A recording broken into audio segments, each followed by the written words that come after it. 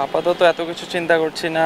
আমরা টুর্নামেন্টটা যাতে একটা ভালো পর্যায়ে ফাইনাল খেলতে পারি, আর পার্সোনাল গোল বলতে তেমন কিছু নেই, টিমের হয়ে বেস্টটা করার চেষ্টা করব। চেঞ্জেস তো অনেক কিছুই আছে, সেটা ইনশাল্লাহ নেক্সট ইন্টারন্যাশনাল ম্যাচগুলি খেললে তখন ইনশাল্লাহ দেখতে পারবেন। তো আশা করি খুব তাড়াতাড়ি আবার ইন্টারন্যাশনাল ক্রিকেটে জাস্ট কামব্যাক করবো ইনশাল্লাহ। না, আমি এত কিছু সাধারণত চিন্তা করে থাকি না। তো আপাতত যেখানে প্রেজেন্টে আছি প্রেজেন্ট নিয়ে থাকতে পছন্দ করি, ফিউচারে কি হবে সেটা পরে দেখা যাবে।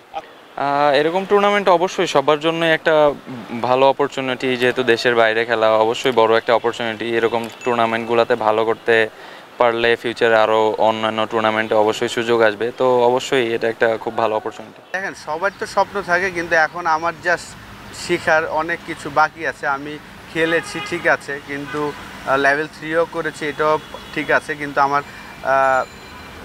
কাজ করতে হবে। তো এই শুরু করলাম, আশা করি যে এখানে যদি ভালো হয়, টিম ভালো রেজাল্ট করে, তখনই আসলে অপরচুনিটি হবে। আমি আস্তে ধীরেই আসতে চাই আর কি, একদম সব জায়গায় কাজ করে, সব লেভেলে কাজ করে তারপরে আসতে চাই। এবারে আমাদের যেই বিপিএলের থেকে 5জন প্লেয়ার যাচ্ছেন, আর বাকি 4জন বাইরে আছে। আফিফ, রনি তালুকদার, আরাফাত সানি, এই 3জন বাইরে, আর রিশাদ, 4জন বাইরের।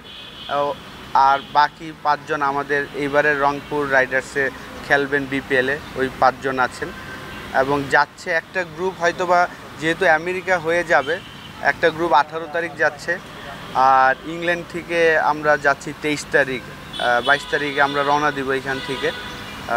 তো দুইটা পার্টের দুইটা টিম যাচ্ছে।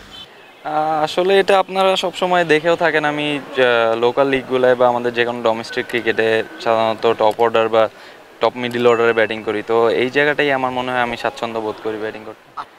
সময় আসলে অনেক ভালো কাটছে, নতুন একটা এক্সপিরিয়েন্স। আর তেমন অন অ্যান্ড অফ ওরকম আলাদাভাবে কোনো কিছু চিন্তা করছি না, যেমন ছিল বাকি সব কিছু তেমনই আছে।